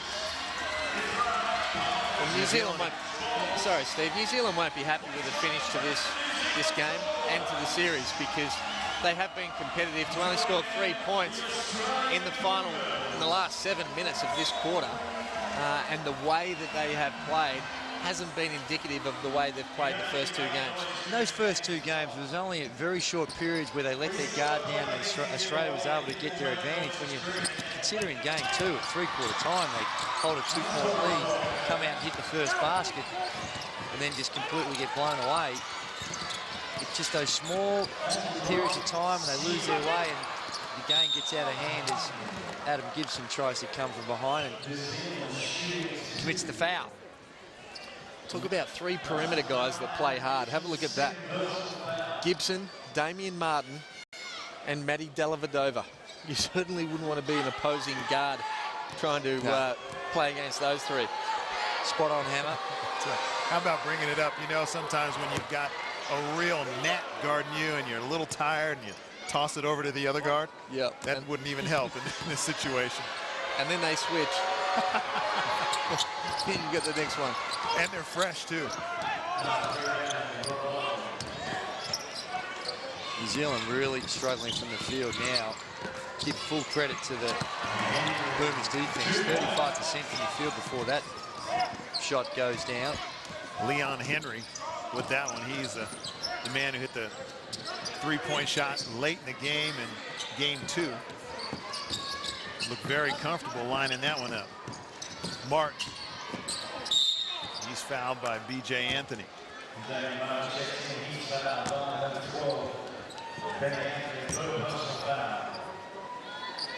And Damian Martin's seen limited minutes, but like you said in game 2, he looks extremely fit. Look out for his opponents when the season starts, when he's playing for the Wildcats. Most definitely, and as Shane was alluded to in that first half when we were talking about selection, he's been selected on here knowing that they're up against Kirk Penny, and he's really been the guy that if all else fails they can go to another look at that, another good defender that they can throw on him. So he's played very, very limited minutes, but been a very good insurance policy to have on the bench. No doubt, and I look forward to his first month in the NBL because he will be so hungry. I know, just speaking to him, the sort of competitor he is, about the way Perth finished last year, the opportunity they had to be able to make another grand final series by beating New Zealand at home and losing that. They are going to be a very, very tough team this year. Yeah, like you said before, I am really looking forward to the start of the season, especially because, like you said, Shane, as even as it's going to be. October 7th, it all tips off. Melbourne Tigers taking on the Sydney Kings at the Cage.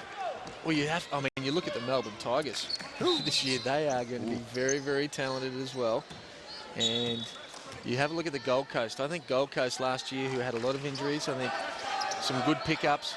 The Americans they've got seem like they're going to fit in. I think they're going to be in the top 4 as well. Gibson to bring it up as we approach the 2-minute mark of the final quarter of this series. Martin to Dellavedova. Little pull-up jump shot is short. Henry pulls it in to Fitchett. Dellavedova in his college playing for St. Mary's, he's been there the last 2 years, has been a very good perimeter shooter. He's another one, as you step up to the international level, he's more been with the penetrating dish, his organisation and his defence more so than his 3-point shooting. Really hasn't seen too much space from the 3-point line throughout this series. Henry feeling confident. I think that's the exciting thing, Drewy, is that with Bogut back next year and Dave Anderson back as well, there will be opportunities for guys like Dellavedova to find some space on the perimeter. Yeah. It's just about finding those right people that can make it consistently. Big Rob Lowe, as we talked before about Paddy Mills having him knock down that open wide one. Big 7-footer Rob Lowe, he's got to make that around the basket. Go stuff it through the hoop, young man. Martin, baseline, finds Dellavedova. Skips it back to him. Damian Martin with 1 on the shot clock. Gets it off, but can't get it to go. We're under a minute. You have a look when Damian Martin took that shot, the entire bench got up. And they wanted him to be able to score. That's what sort of teammate Damian Martin is, that the rest of the guys just love playing with him.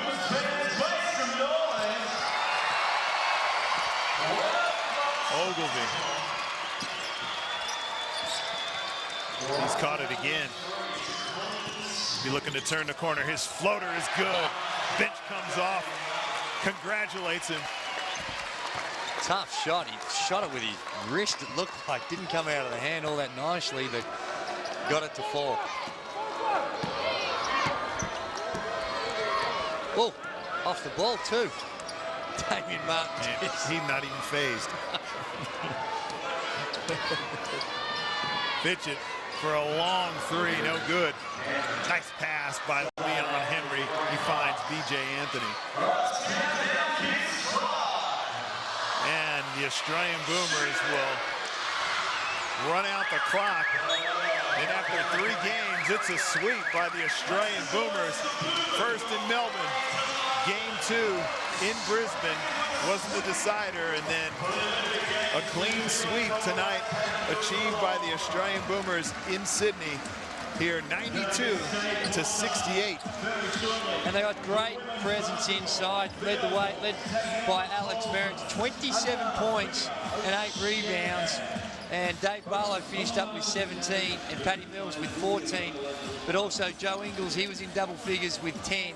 And Aaron Baines with a very efficient 6 of 10 from the field for his 12 points.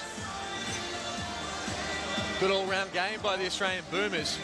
Definitely from the defensive end, though, and a lot of guys coming off the bench, finding a lot of confidence. Send the right message for their last time together before the Olympics next year. And full credit to the New Zealand Breakers for playing it out. Although they got blown out here, it was certainly a very intriguing series led by Kirk Penny, again a superstar tonight, 25 points, and Mika Vakona with 10. Scott McKinnon is on the court with Alex Merritt. Yes, a big man who pulled in some very big numbers tonight. You must be very satisfied. Yeah, very happy. More so for the team. You know, we had to punch our ticket for London in Brisbane, but today was more of a pride game, and I think we showed a lot of it. Was that why it took a while to get started? Yeah, honestly, I think it took the first 2 quarters to get the rhythm going, but in the second half we really found our gears and got going. Well, it turned into an absolute clinic in the end. Yeah, and you're based in Sydney originally, so to do it in front of your, I guess, home fans? Yeah, I mean, you know, born and raised in Sydney, you know, southwest Sydney, and to come back and play here after many years is a great feeling. Oh, fantastic. Congratulations. Clean swept this series. Good work. Thanks, mate. Alex Merritt showing his wares in this game, showing the Sydney fans, like he said, it's his hometown. Sometimes it's difficult to play in front of your home crowd because you try too hard, but one man that gave it a lot of effort tonight also is Patrick Mills, and he's with Scott McKinnon right now. Yeah, Paddy Mills, 3-0. It's nice reading, isn't it? Yeah, it's a great effort by the boys. You know, come to this game now and in dead rubber. You know, it was good to get that win. It was a bit loose, but you know, we'll take the clean sweep. Looking forward though, the London Games next year, you've got guys like Andrew Bogut to come back in. It's building nicely. Yeah, it's exciting times. You know, with the group that we just had now for this campaign has been unbelievable. You know, guys coming through and really understanding their roles. So you know, when you've got Andrew Bogut to come back and Dave Anderson and Nathan Joa, I mean, we're just going to get even stronger. So we're looking forward to it. Now, in the short term, you'll be playing a few more games on this court in the NBL. Are you looking forward to that with the Tigers? Yeah, I am, mate. I can't wait to be back here and playing in the NBL. So it's good, you know, get the support behind us and see how it goes. But looking forward to it. I'll enjoy that season too. Thanks, mate. Cheers. All right, well, there you have it. The Boomers, very, very convincing winners here at the Sydney Entertainment Centre. They clean sweep the series, and we'll be back to wrap it up after this.